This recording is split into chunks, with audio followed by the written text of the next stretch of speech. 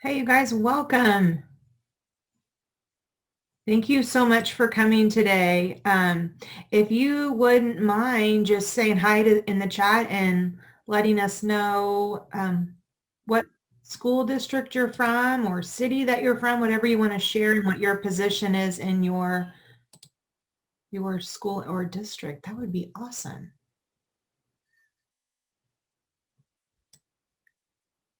Do some little informal introductions that are kind of on the down low here. So welcome, Samantha. What Olathe school are you from? At Chisholm Middle School, Chisholm Trail. Okay, awesome. Yeah. Very cool. So if you're just joining us, if you wouldn't mind just saying hey in the chat, welcome, welcome, welcome. This is PBL. What's the difference between project-based learning and projects? So today we're going to talk about that. I'm going to share a little bit of information with you and just kind of open it up for discussion rather than having a full-on presentation. However, I am going to share a presentation with you and that we can look through together or you can access later. So I'll give you several resources and materials and stuff to work with, and you'll also have the opportunity to share the resources and the materials that you have with all of us, because the one cool thing about EdCamp that I love is not only is it teacher driven and you get to pick kind of what you need when you need it, but you can learn from other people and share all of that really awesome stuff and collaborate. So welcome, welcome, welcome. We all have lots to share from and with each other. So, all right, Nathan is from Beloit. I think I'm saying that right. Santa Fe Trail. Yeah, that's correct. That's correct. That's right. Okay. Yep. I thought it was, but I thought, is this one of those things where it's like Des Moines or Des Moines, you know, or Illinois, or, you know, the pronunciations that are different. So welcome, welcome, welcome. We've got Samantha and Kristen and Colby. Colby's from DeSoto. And Frederick, you're at SFT and you guys are a redesign school, is that right? So I'll start at SFT this summer. Okay. I'm coming from KCK, Argentine Middle School. Awesome. Well, welcome. We are very happy to have you. Awesome. Jennifer, welcome. You're from Olathe Northwest. Very cool. Right down the road from where I'm at, we've got Rachel from Manchester Park. Welcome, Rachel. I see you on Twitter quite a bit and like all the cool stuff that you do. And Stacy is from Southwest Middle School in Lawrence. Stacy, welcome from Lawrence. I'm so happy you're here today. I always wonder if our name, EdCamp Johnson County, ever makes people think, I'm not in Johnson County, so I can't join. And that is very much untrue. Last year, we actually had people from 3 different countries, which was really cool. So we had like an international audience, which was awesome. Lisa from Havencroft, which is in Olathe. Kristen, you're in Faulkner, Mississippi? What? Yes, yes, Des Moines or Illinois, right? Awesome, welcome from Mississippi. I had a friend that lived in Hattiesburg for a while, and she would tell me horror stories about giant flying bugs. And I am a big wimp when it comes to bugs. So anyways, welcome, welcome, welcome. All right, so today we're going to talk and discuss about all things PBL. So I just wanted to, just throw the idea out that we're all here learning amazing, awesome stuff from each other. And so we get the tools that we need to really impact people and change lives, right? It all starts here. So just a reminder, if you don't follow us and you're already on Twitter, follow us at EdCamp Johnson County, Kansas. That's JOCOKS. And our hashtag for this weekend for prize giveaways is also on the screen. Can everybody, I take it you can see my screen? Cool. All right. Our hashtag is really identical. So it's just with the hashtag in front of it instead of the @ sign. So be sure that you tweet out anything cool that you hear about or your big takeaways. Connect with each other. If you're on Twitter, give each other a follow and tweet those things to hashtag EdCamp JOCOKS. So I'll just kind of start. This is my 20-something third year, maybe, I'm not sure, teaching in a variety of different settings. Right now I'm at Olathe West High School in Olathe, Kansas. So I recognize a lot of the buildings and the districts that some of you are in because we're kind of all a part of that KC metro area. But I will have a couple other sessions. Tomorrow I'm also doing one on standards-based grading and instruction, and then also one on like do-it-yourself teacher leadership. So kind of the short story about me is that unfortunately I got to a place in my career where I was just really bored with what I was doing. I felt like I had all my lesson plans done. I didn't do a lot of changing, had some instructional practices that were not research-based and were really not giving me good results. And I just became very complacent in my career, as much as I hate to admit that. And so once I kind of awoke to, where I was in my life and with my career, I started down this path of professional development, personalized professional development, and PBL has been a part of that. So our building, really the whole way our building functions is kind of for PBL, which is project-based learning. I had no idea what it was until I got the position that I am in today. And as a result of that, I had the opportunity to go out to California and train at PBL World before our building opened that summer before, and learned a ton of stuff. And has really helped me kind of make that transition in my own life and career to getting out of that place of just being stale.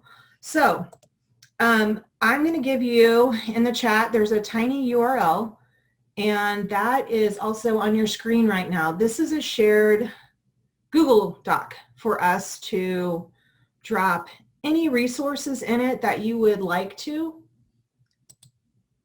So if you go to that Google Doc, I've already loaded all kinds of things in there for you. This link, the top link, will take you to the presentation that I'm on right now, which I really won't go through, and we'll just kind of have a discussion.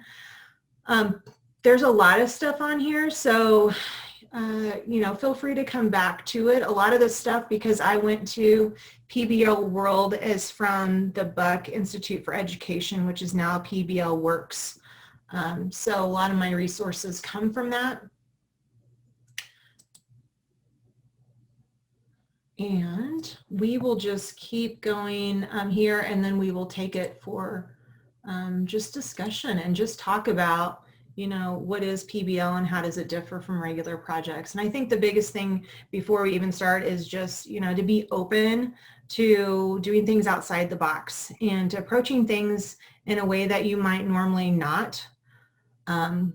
Having the courage to step out and do that can also be a little intimidating. So if you've got some good counterparts in your school, colleagues, administrators, that can be huge in your setting yourself up for success. So I thought this picture was hilarious because it really encompasses like just trying different things, and that there's not ever one way to do things. And sometimes if you have your own kids, or you have a student that you're close with or you work closely with, you learn that really quickly, that they find different ways of doing things that work for them. So be willing to try something outside the box. So my resource is at the bottom, or my source for this graphic is at the bottom, but I felt like it really encompassed a lot of really good things about the difference between a project and PBL. So I'm going to give you all the components for PBL that you can set up for yourself in your own classroom. So there's a difference between a project and PBL. So if you would, in the chat, wouldn't mind sharing if you have experience with PBL or you don't have experience with PBL. If you have any resources to share, you can shout those out too, and let us know you're adding those to the Google Doc, because this is good stuff to learn from each other and so forth. But the biggest thing about project-based learning is that it's student-centered and it's authentic. There's some sort of public product at the end, and that it's not necessarily a culminating activity for a unit or a chapter. So this would be something where your students are assessing and you've identified standards for your kids that you are walking them kind of through in a facilitator way, and not lockstep. So let's see. I want to go to the next slide because I want to show you the components. There's 8 components of PBL, and there are things probably that you do even if you don't do PBL, and you might do in different ways in different assignments and so forth. So on the right side there is your typical project. So your project would be like you give your kids a scenario or a task, and it's usually at the end of a chapter or a lesson or a unit. Sometimes, their group or individual projects can even where you have student roles where you have somebody who's a leader and a note taker and a presenter, or however you divide that. Usually there's a written component, and maybe like Google Slides or PowerPoint, or there's a brochure or a project, or it could be like a 3D model. It could be many, many, many different things. It could be a reenactment, but some other kind of component. Sometimes there's a student presentation involved, and the teacher usually chooses what the students will do and how they will do it. So it's really controlled by the teacher and teacher-based. And sometimes this is used as an assessment, and projects are not bad. So I do projects today, and it's not like if you do projects, they're negative things. Projects are awesome. PBL is a lot different though. So PBL, the 8 components are here to the left, and you can kind of look through those. The slides that kind of go with the presentation follow, and you're welcome to kind of look through those. A lot of them you probably, like I said, use in different ways. So you've selected some standards to use. One of the things is your second component is there's some sort of driving question, and honestly, sometimes this can be the hardest thing to come up with as a teacher. So this is something that you would give your students that's open-ended, that could result in many different answers and many different products. So, and I have a couple examples to show you, and you can kind of get an idea of what a good driving question is. But I went through this with several colleagues at Olathe West for the training, and we were working on our driving questions, and we were like, oh, we got it, like this is it. And one of my friends, we had a break, and when we were coming back together before we got started, he came up, the presenter, and said, hey, can I use your question as an example? And she was like, yeah, that would be awesome. And I'm like, man, you're lucky, that's cool, you've nailed it, you've got this. And so the presentation started, and he used her question as the non-example, and we were like, what? And so it was, we laugh about it today. She'll tell you the same thing, but the driving question can be a little bit, maybe just kind of the biggest thing that you work on as you form your PBL.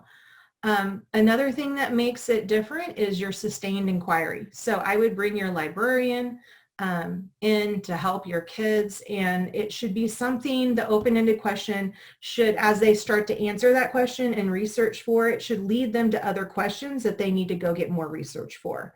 So that's why it's so important to have that really good driving question, because that's going to really lead them down a path of going back and continuing research throughout the whole entire project.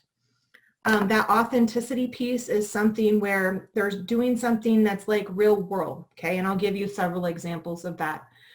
The student-centered part of PBL is that student voice and choice, okay? So that you are not choosing necessarily what your kids are creating as their product, but you're leading them down a path, and you give them that freedom to maybe choose the topic or the way they answer the question, as well as the product that they create. The reflection is something that I think teachers in general are always really good at, and I think it's important we teach our kids to do the same thing. And so you'll want to add in reflection pieces as you go through your PBL, your project.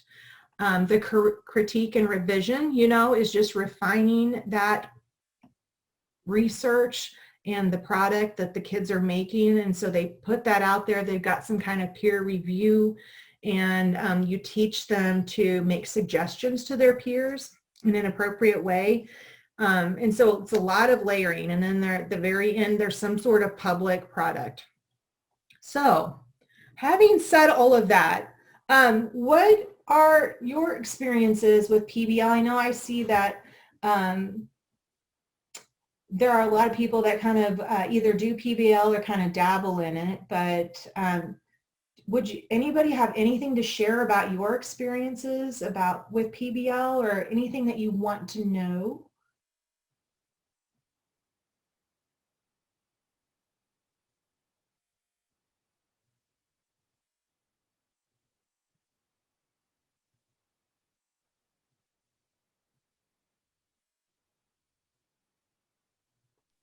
I can kind of share. So I teach newspaper at Chisholm Trail Middle School in Olathe.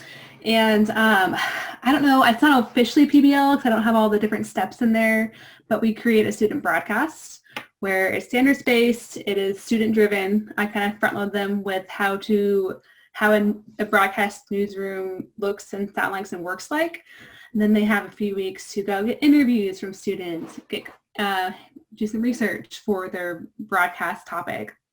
And then ultimately at the end, I share that broadcast with the entire school. So kind of like a bi-week or bi-monthly broadcast update that students create. So again, it's not quite all the different steps in it, but I always thought of it as project-based learning in that sense, where they learn how to be broadcasters using real-world kind of experiences.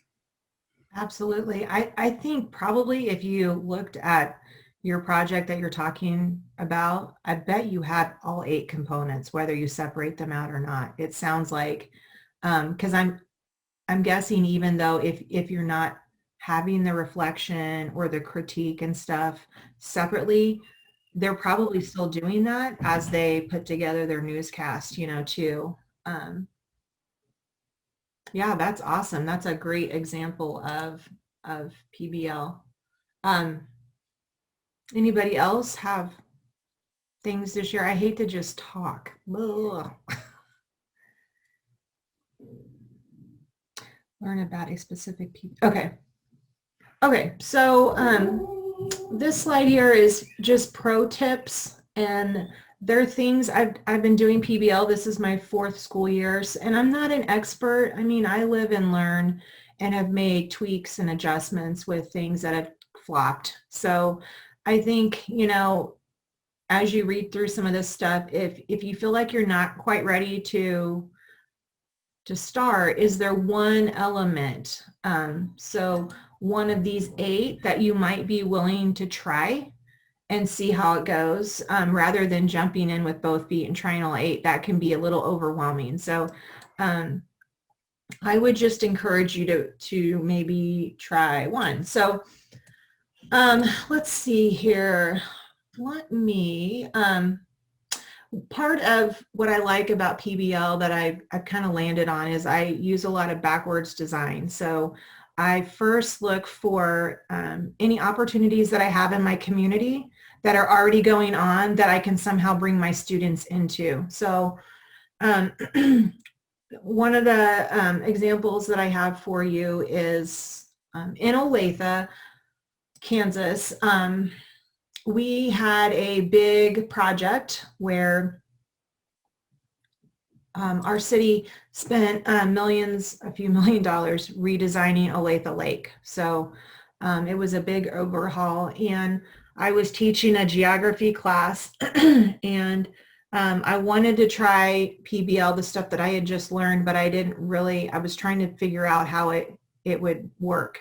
And honestly, there are topics and units and chapters where if I would try to do PBL, it would feel like I'm forcing it. It doesn't really lend itself to PBL. So I would say if it feels like that, then don't do it. So as you're trying to identify some standards or a unit, if you can start thinking right now, is there a chapter or something that you could somehow make into a PBL? Then, you know, my first step is what's available already out there for me in the community. So it was this lake project. I thought this lake project is all about finding a piece of land, looking at the topography and the location and what it was going to be used for. It had to do with culture, with the community and what the community wanted out of it. And so I reached out to the city of Olathe and they hooked me up with the landscape architect who was in charge of the project. And he came out, did a presentation, talked to the kids. You can see in this picture, he gave them like real blueprint maps of the region and the area and gave them a task to do. So he and I worked together pretty closely, and this is a group here, and they were plotting out what area of land that they would use at the lake for their project and what type of basically it was a playground. So the city was going to put in two types of playgrounds, a nature-based playground and then something called a spray ground, which is a water feature. And so we gave them the option of designing one or the other. And so it was like a 6-week project. And so he came back out and checked on the kids with his assistant, and they conferenced with all of them. And they learned all kinds of stuff. They learned about the ADA and how they could make it accessible for students with disabilities or children with disabilities. They looked at surveys from kids about what features would kids like. From elementary schools they surveyed. You know, what did they want? They wanted swings or they wanted slides and stuff. And so what could they incorporate? Then they had to really learn about what is a nature-based playground, which honestly, I didn't even know what that was. I learned a lot too. I thought it was like molded logs out of plastic, which is really not what a nature-based playground is. So this is the example. Their final project or their public product was actually going to City Hall and presenting to a panel of people that were in some way or shape or form connected to the project. And what I found with you know, this is probably large scale PBL. I am still looking for another opportunity like this. Every PBL I do is not to this scale, but because the city was so open to us and coming into our classroom and letting our kids, I like jumped at the opportunity. So we were invited to actually present our projects in the city council chambers here. And so they, you know, the guy who is in charge with the construction company was there, the superintendent, and all different people that were connected to the project, which was cool. And so we also identified not only standards in our geography curriculum, but also those soft skills, like, you know, the eye contact and the handshaking and, you know, how to make a good presentation. And so they, on the far right here, this is Mike, and he is, this is one of the days, and his assistant, Lisa, And so the kids are talking through their plan with him and he's giving them feedback, which is a part of that critique and revision step. So, so here are my standards, and I did not do my SEL. I did not add those, but I could. And then your driving question. So our driving question here was, how can we create a nature-based destination playground or spray ground at Lake Olathe that reflects the needs of the community? So every group answered this a different way. So there was not one answer. Some PBLs I do, the product is like, I give them maybe ideas for 10 or 20 different products, which sounds insane. And sometimes I ask them to do a certain product. It's kind of up to you and what fits your PBL. So for this one, I asked them to do a 3D model of what they were going to make. And there's some other questions for different PBLs that I've done.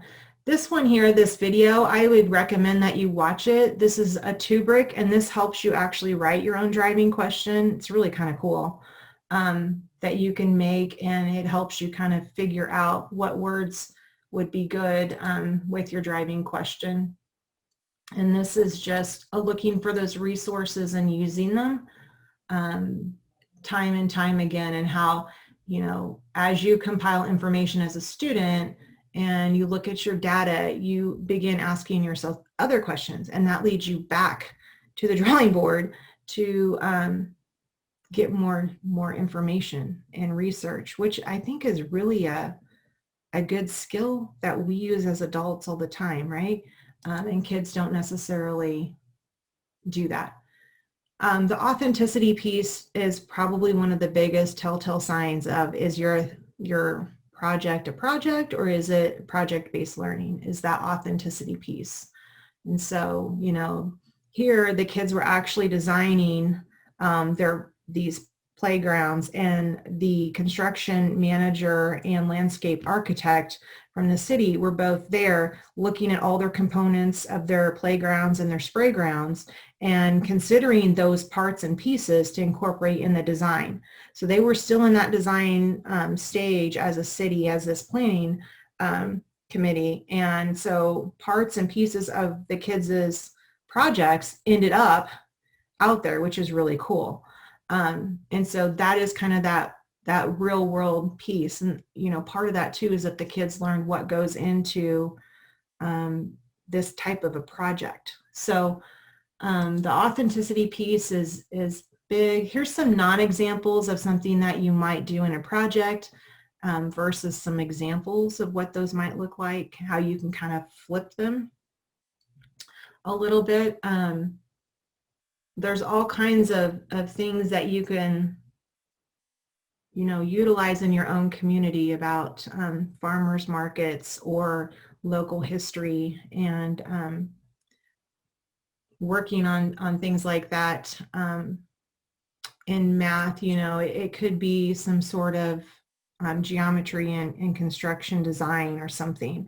Your kids are actually creating something that is going to be used.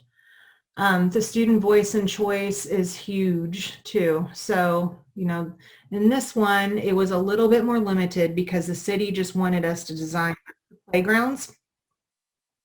So we only had the choice of the nature-based playground or the spray ground. So I like to kind of give them a little bit more choice than that, but for this project, that's what worked. So that's what we went with. There's some tasks here that are examples for you also. Purpose equals energy just means, like, if you do this in groups, you give each of your kids a job, or you let them kind of campaign to you know, I really want to work on being the blogger, or I want to be like the communications person. And in that, there's all kinds of things you can do. You can, you know, have them interview people and learn how to do that in real life. You know, the reflection piece, I would say, you know, when we work on PBL at West, this is always the easiest thing to cut out when you're running out of time. I think all teachers say, I just need more time. If there's anything I could have as a teacher, give me more time. And this is the easiest thing to cut out, but probably the thing that you don't never want to cut out, because this is a lot of where the learning takes place too.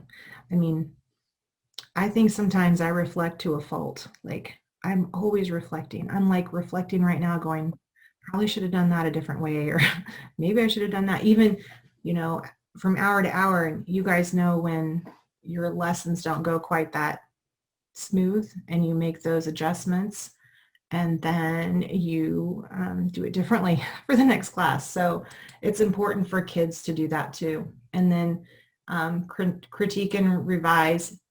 If you've not seen Austin's butterfly story, there's a link here to take you to it. It's pretty cool, but it's all about this kid who tries to draw a butterfly, and these are his different drafts. And every time he does a draft, he takes it to his classmates and they talk to him about, what about this first draft doesn't look like this picture up here?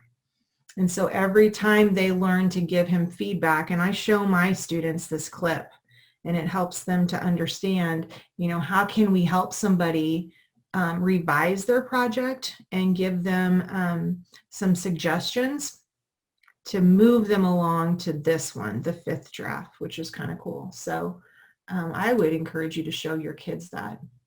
And then the public product, you know, is showing that off, not just to their classmates, but some sort of larger audience.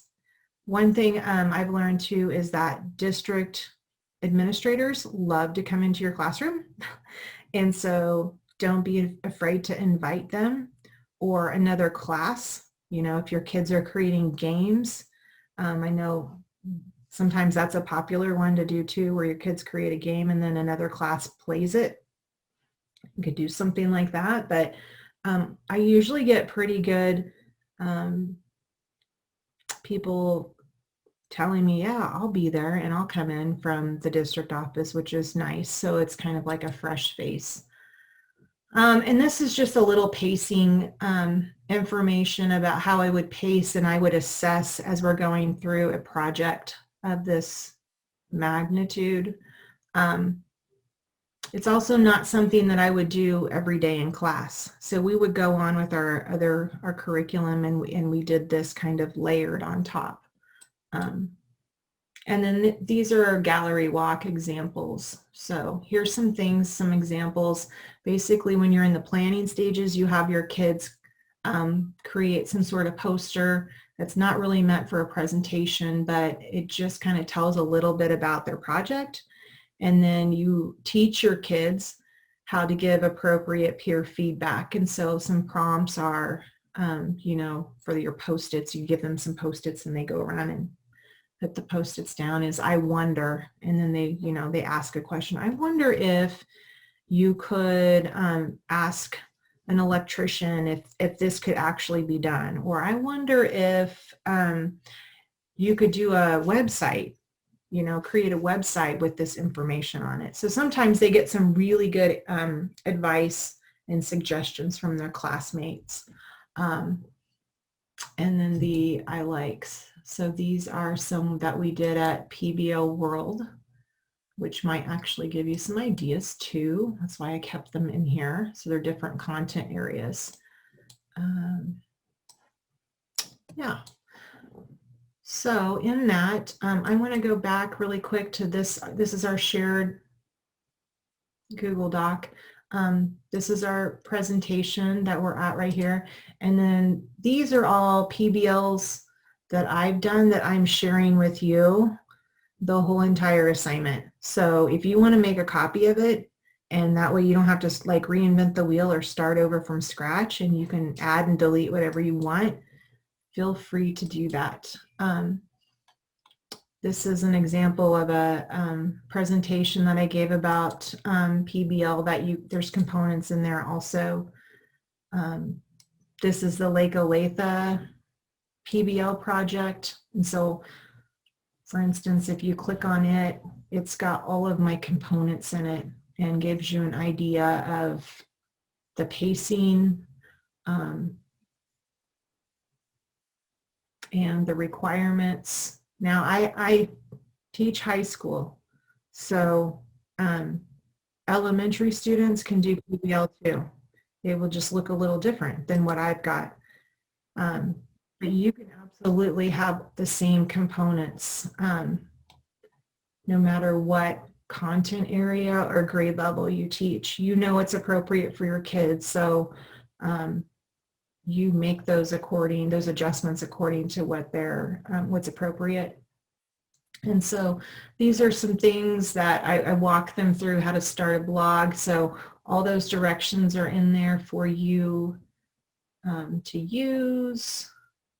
And then their idea pitch chart, and that's a fun day when I have them individually reflect and their group reflection. So you can kind of keep track of all this and document it yourself too as a teacher. So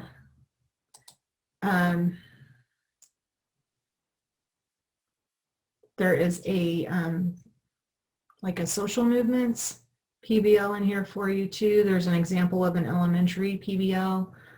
There's a list of different products that your students could create. And so in that, it kind of gives you some different ideas.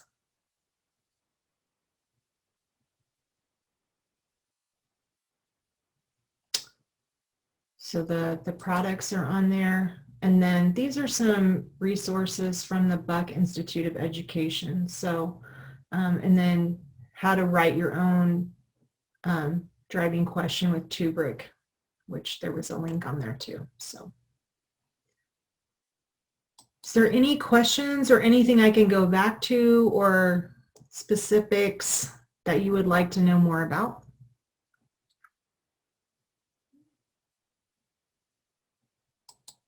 Or can you think of a unit or something we could maybe process through together about what you could do for PBL? I do have a question in regards to your groups. So if you have a group of students where you want to differentiate, would you group together some higher ability students with lower level ability students, or would you keep the ability level the same in your groups? I think it probably depends on what you're wanting them to do and what's appropriate for your content. I can see both ways working. I've chosen groups for my kids before, and I've let them choose groups. So, I mean, if it's, you want a level that is like where they're all kind of on the same level as one group, or you want them intermixed so you have some peer-to-peer mentorships, I think both of those can be really powerful. And if you do that, PBL can be easily modified for students who need less work. So you take away some of those requirements where they can hit those standards, but maybe not do it in the same way that another group would do it. So I've made modifications like that absolutely for my kids. I did have on the Olathe Lake project, it was like the first big PBL that I had ever done, and I was really nervous. And it was in a geography class that's a semester class, and so it started in January. And we had class for like a week, and I rolled this project out and I put them in groups, and it was really alarming. And looking back, it probably should have been something that I waited until they got comfortable with each other and established some relationships before I put them together in a group and expected them to work. In fact, I had one group of girls who a couple of them were real sweet, soft-spoken girls. Another girl was on an IEP, but very excited to do the project. And then I had one girl whose name kind of preceded her. She had been in OSS frequently, and so I kind of had known about her before she was in my class. And she was very hesitant, I guess, to put herself out there, and rightly so. I think any kid would have. been like that. Their group did not function well for like the first week. So I was like, boy, I really messed up here. I don't know how I'm going to fix this. And so the first day they sat there and stared at each other and like didn't say anything. And I would walk over and go, so what are you guys thinking about? Like, what kind of project do you think you might do? And it's like crickets. I couldn't even force them to talk. And I really contemplated changing groups, like throwing them a rope and breaking the group up into two and having the two quiet girls together, which seemed like they fit a little bit better, more comfortable with each other. And then the other two girls together because they knew each other from resource class. And the other girl was more comfortable with the girl who was pretty confrontational. I didn't do that. So we met again and they stared at each other again. And I was like, I don't know what I've done. And then by the third or fourth time, they started to loosen up. And I mean, it was really nothing that I did. I can't take credit for it. But by the end of the project, they were laughing and creating their 3D model together. And they had really built a relationship with each other. But it was very uncomfortable, not only for them as students, but for me as an educator. I was sweating, like literally sweating during that class because I'm like, I don't know what, like, this is a nightmare. I've really screwed up here. It ended up working out for the best, but the girl who was always in OSS that I told you about that was really confrontational, at the end of it, she showed up for the day. We took all the kids on the bus to the city where they did their presentation. And she showed up that day with a skirt on, like her hair was like all done. She was all like, put all this effort into her appearance and she was so excited. And I was like, this is really cool. It really worked out. But you know, part of it I think about PBL is that authenticity piece where it's not like I'm just going through the motions and I'm making this brochure and I'm just going to throw the brochure out or the teacher's going to throw the brochure out at the end. It was like, there's a lot on the line. Like I've got to go present to these strangers who are adults and who are working on this project and they're actually looking at my model to maybe take bits and pieces and make it actually a part of the park, which how cool is that if, you know, in 5 years, they're able to go to the park and say, hey, that came from my project. My group designed that and we designed that because of this and that. And that's what I learned. So I think the way PBL works kind of helps with that. Now, the differentiation piece, I think, though, that can be kind of easy to do with your requirements that you have.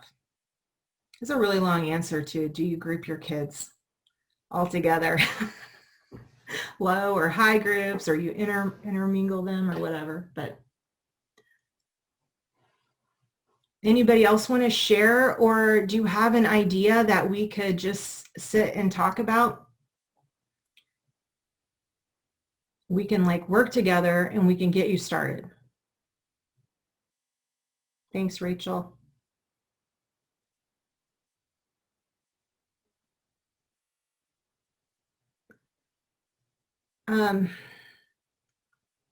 Okay, so the public product, there's a good question in the chat about being shared with the public or local community. They don't have to be specifically created for the community to use, but you could use your community members as evaluators of your project. Yes. So another PBL I've done is there was not one like a big ending like these kids going to the city hall and doing the presentations, but what we did was they did a sociology project. I'm going to put this tiny URL back in here. So if you want to get to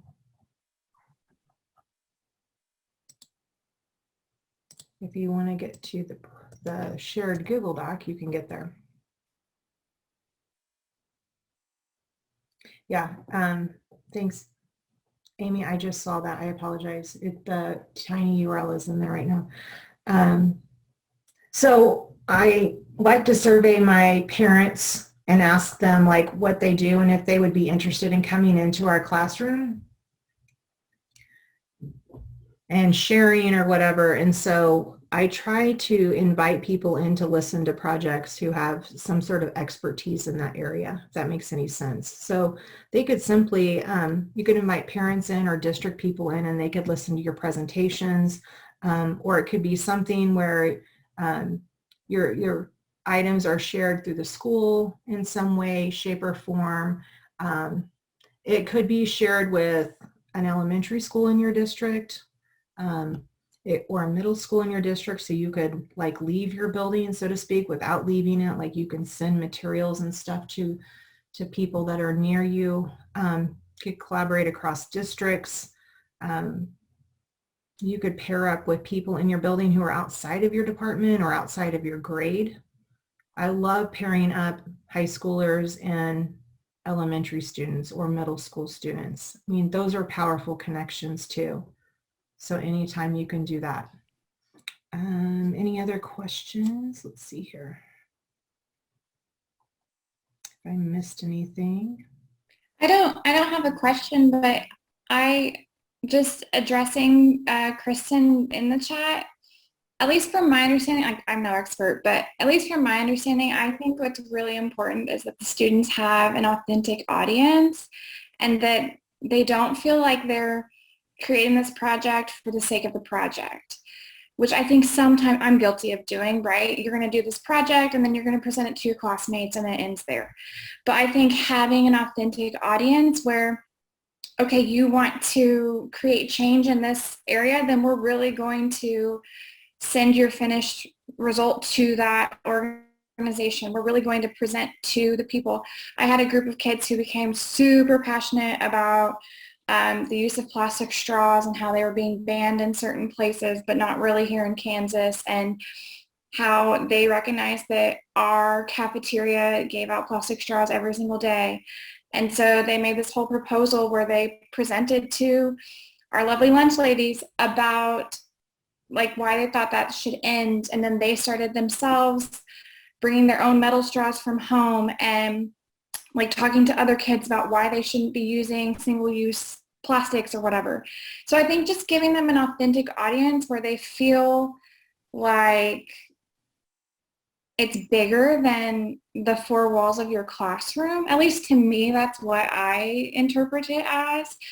And it might not be your community every single time, but just having that larger scope where the project is related to the real world and they can see the connections and they're doing it not just for their teacher, but for a bigger purpose is how I try to frame it in my own mind.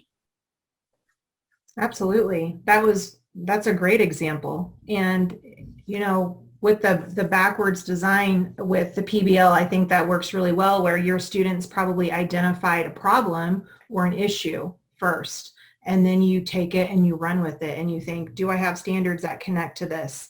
What real world skills can I connect to this? And then what could be that, like that ending, that public product? And for you, Colby, it was that presenting to the lunch ladies at your school, and it was the information, you know, part of it is what is the need? Like, is there, sometimes kids are like, oh, I want to make a sticker or a t-shirt.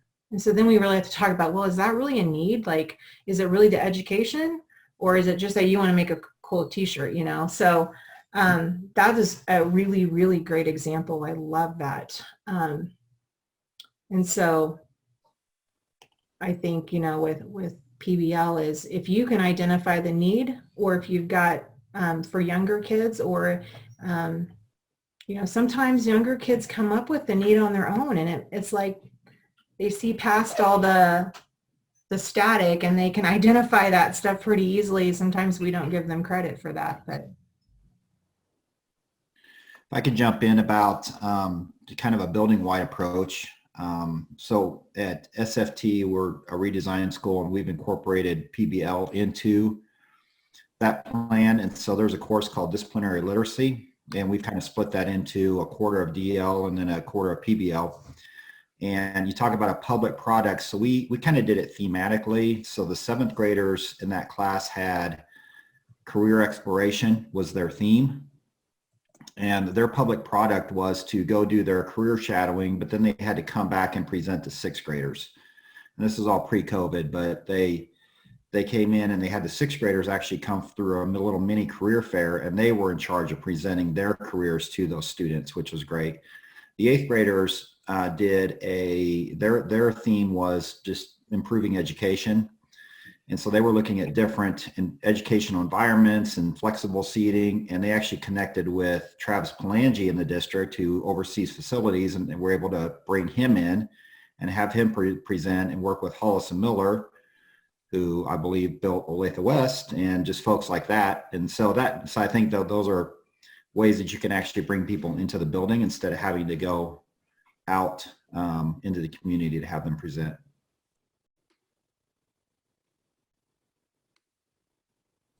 Yeah, that's awesome. Thank you so much for sharing that, JJ. There's lots of cool stuff with redesign and things, exciting things happening in your building that I see and I hear from Josh Stock and some people at SFT. But you could, now I know COVID changes stuff too, but Westview Elementary has done like an exhibition night before where you invite the community into your building to see these products, which is pretty cool.